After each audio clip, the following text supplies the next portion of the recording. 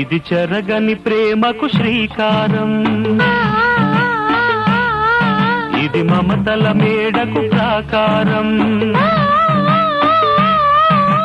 పండిన కలలకు శ్రీరస్తు, పసుపు కుంకుమకు శుభమస్తు, కనివిని ఎరుగని అనురాగానికి కలకాలం